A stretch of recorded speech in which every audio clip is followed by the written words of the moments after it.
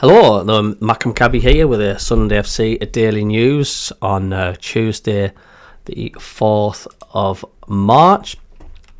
So we're going to just dive in straight away as well with about Jack Rodwell. The former Sunderland flop, Jack Rodwell, remains without a club following his release last summer. The ex-Manchester City and Everton talent arrived on Wearside in 2014 for around about £10 million and spent, of course, 4 years with the Black Cats before joining Blackburn Rovers on a free transfer. During his stint at the Stadium of Light, Sunderland suffered relegation from the Premier League, but while many other players on relatively lucrative contracts left the club, of course, Rodwell stuck around in the North East. He would, however, record just 104 minutes of Championship football across the entirety of the 2017-18 league campaign with Sunderland, succumbing to a second consecutive relegation at the end of the season. His inactivity was also portrayed in the Netflix documentary Sun Until I Die, with many supporters taking dim view of Rodwell's failure to walk away upon the club's exit from the top flight. So I don't think anybody will be losing any sleep over Jack Rodwell. And now, of course, other news. Sunderland are now turning their attention to the summer transfer window after the January trading period. And it was a busy month on Wearside with Christian Speakman and his recruitment team bringing in 2 fresh faces while sanctioning exits for no fewer than 6 senior exits. In terms of incomings, though, Enzo Lafay and Jayden Danns was signed on loan, with the former having an option to buy clause attached, with which will become mandatory in the event of Sunderland securing promotion this season. As we all know, however, Danns is yet to play for Sunderland after picking up an injury before making the loan move, and Lafay is currently sidelined with a hamstring, and it's a massive blow to the Black Cats. Head coach Regis Labrie ahead of the Championship run-in. Adil Ashish, Abdullah Bar, Nathan Bishop and Zach Johnson all departed Wearside on temporary agreements. Meanwhile, Nazi Rusin signed for Croatian outfit Hajduk split on a loan with an option to buy attached, and Aaron Connolly joined Millwall permanently. And Anthony Patterson, he said the interest in Anthony Patterson appears to have died down, and at the time of Wright, the goalkeeper looks set to stay on Wearside this summer. So that's good news for Andy Patterson. Simon Moore, meanwhile, has signed a 2-year deal at Sunderland last summer. And we've got Matt Young as well, the highly rated stopper, could be involved in Sunderland's first team next season after loans with Darlington and Salford City. Niall Huggins, Sunderland's former Whites youngster Huggins, remains on the comeback trail from knee surgery required after a significant injury as he fell awkwardly in the 3-0 defeat at home to Coventry City way back in December 2023, and that seems like a long way ago, doesn't it? It just seems so far back. Jensen Steelt, the big Dutch defender, has recently returned from a long injury layoff, so that's keep an eye on Jensen Steelt as well. Dennis Serkin, the fullback, has become a vital cog in Regis Labrie's team, and Wearside are likely to explore extending his contract at the end of the season. Trey Hume, he says there will be interest in the right back during the summer, but it would be likely take a big bid to dislodge the Northern Irishman from Sunderland. Dan Ballard, the centre-back, signed, of course, a new contract at Sunderland last summer, but has picked up a few injuries this season, which hampering his progress. And he's a big miss, Dan Ballard. Ask any Sunderland fan. Luke O'Neill, of course, who has just done his 300th appearance for Sunderland, remains, of course, with the club, possibly in the future as well after the summer. And is going to be a club captain and a vital part of the Sunderland squad. 10 is Ahmet Gurleyen. Sunderland have been linked with the signing of German youth international centre-back Ahmet Gurleyen in recent days, if you remember me reporting on that. Chris Meffam, Sunderland are hoping to sign the loanee centre-back on a permanent deal, of course, during the summer window. We've got Aji Alessi. Sunderland hope to have the defender back from injury at some point next season, because he was massively unlucky as well with his injury. We've got Leo Helder. So the former Leeds United man is likely to be a squad player once again next season if he stays at the club. Tommy Doyle has been linked with a move away from Wolves this January. Some outlets have claimed that the midfielder will replace Joe Bellingham at Sunderland. Doyle is rated around about £20 million. Chrissy Rigg says Sunderland will face several offers for Rigg in the summer, but the youngster will still have 2 years left on his deal by that point. A lot of fans still say Riggy boy needs a rest. Marcus Edwards, the Burnley loanee winger, has been re-linked with Sunderland if the Black Cats are promoted to the Premier League at the end of the season.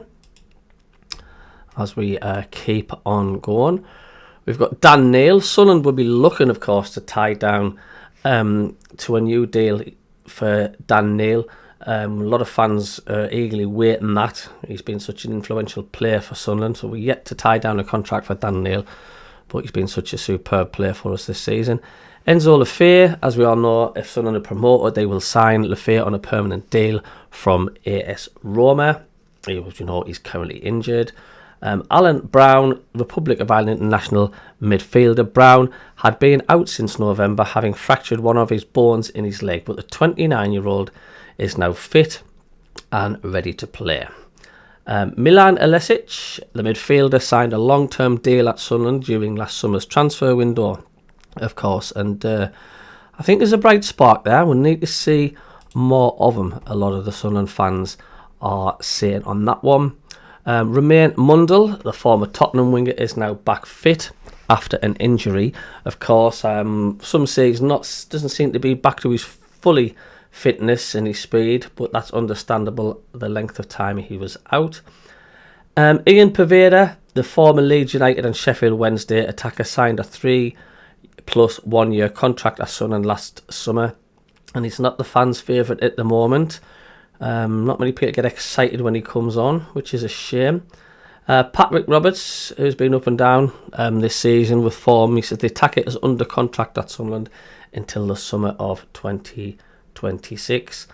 Becoming a fan's favourite, Eliza Mienda, the attacker, has enjoyed a breakthrough season at Sunderland under Labrie, and of course he scored a brace of goals against Sheffield Wednesday, and the fans are beginning to take to him quite well.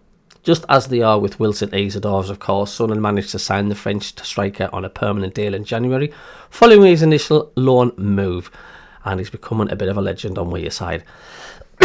Ahmed Abduhali, the young striker, has impressed for the under-21s after returning from injury. Abduhali, and that's another one we do have up and coming. Job Bellingham, it feels like there may be huge money on the table for Sunderland midfielder Joe Bellingham in the summer, even if they are promoted. The Black Cats may find it hard to hold on to Joe Bellingham. And some say the last few games he's been sort of a bit of a pedestrian. He's gone missing the last few matches. Salas Abdul Samed out. Of course, at the moment, it doesn't seem likely that Salas Abdul Samed will see his stay on Wearside extended. A lot of fans will say good riddance, which I think it's a bit harsh perhaps, but there we go. We've got, of course, out is Adil Ashish. The Portsmouth loanee will likely leave Sunderland in the summer to find regular football, which I think is a shame as well, because I did think he had a lot of potential. And of course, we all know Nazri Rusin is out. The striker will likely leave Sunderland this summer when his loan deal in Croatia expired. Took ages to try and get Nazri Rusin to Wearside, but it just didn't work for him, did it? Of course, out as well as Jewison Bennett, the Costa Rica international, probably needs to leave Sunderland for the good of his career. And he just seems to be hanging around on the Sunderland books, and it's just not doing anything, and not doing him any good at all. Of course, Abdullah Bar out. The attacker signed a 5-year deal at Sunderland when he joined the club from French side Le Havre in 2022, but it feels likely he will leave this summer when his loan in France, of course, ends. We have got out as well Joe Anderson, another player who probably needs to leave Sunderland for the good of his career.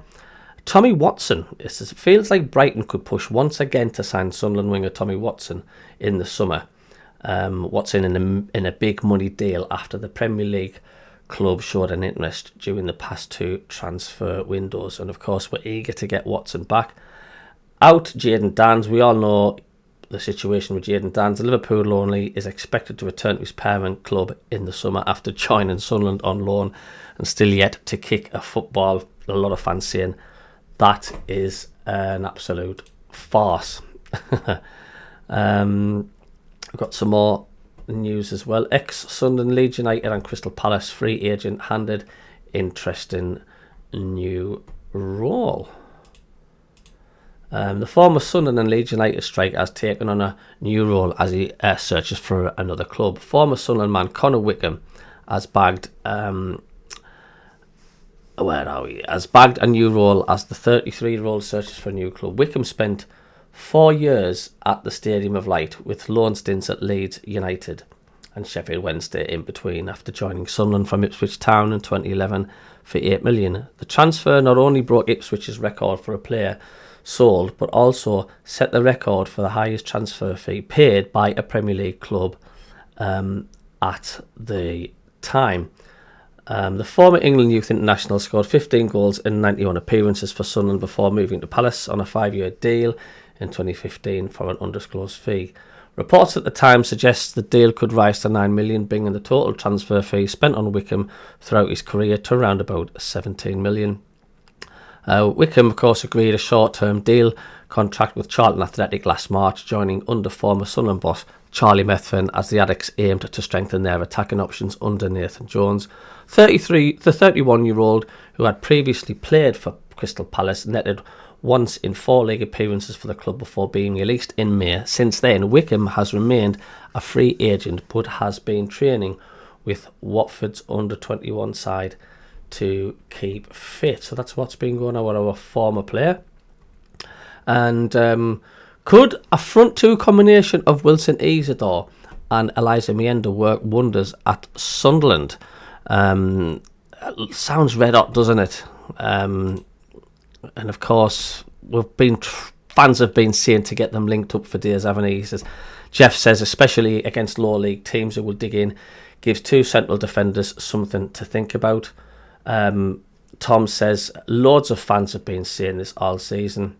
And Arthur says, we've seen it before and it has worked. And our former manager, of course, Lee Johnson, is being lined up for the head coach role at Belgian club Lommel SK, who are part of the City Football Group. So some fans say, so what? Sunderland's French midfielder Pierre Ekwar continuing to have a mixed season on loan at Saint Etienne. Ekwar looked like he might take the championship by storm last season and had a good first half season at the Stadium of Light.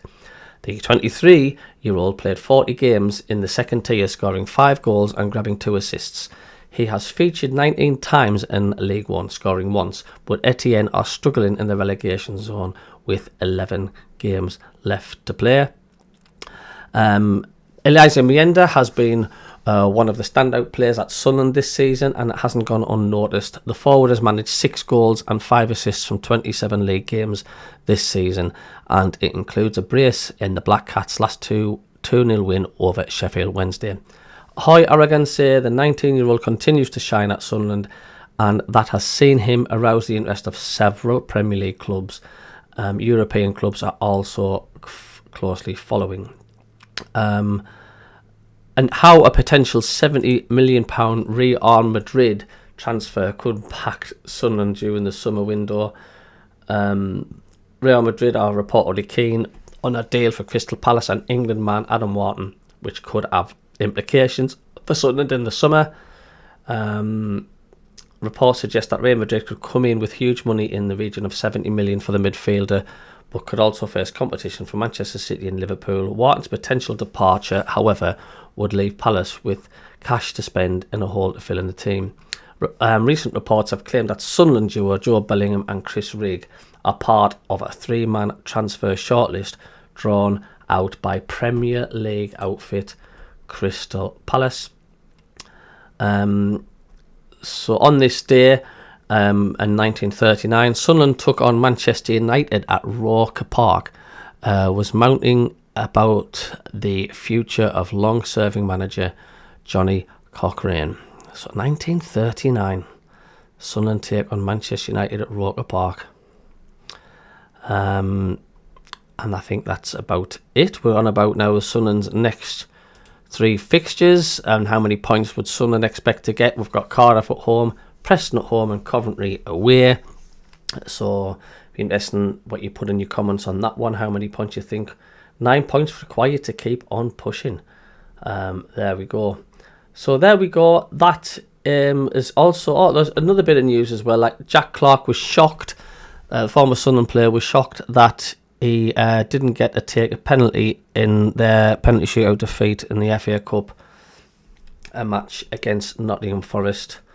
And of course, it's been great having the headlines as well as pictures have come out with Danny Welbeck copying Fabio Barini's famous celebration with his yellow top in front of the Leazest End at St James's Park, copying his famous standing, jumping on the advertising boards with his arms aloft right in front of the Newcastle fans, which has made a lot of Sunderland fans laugh.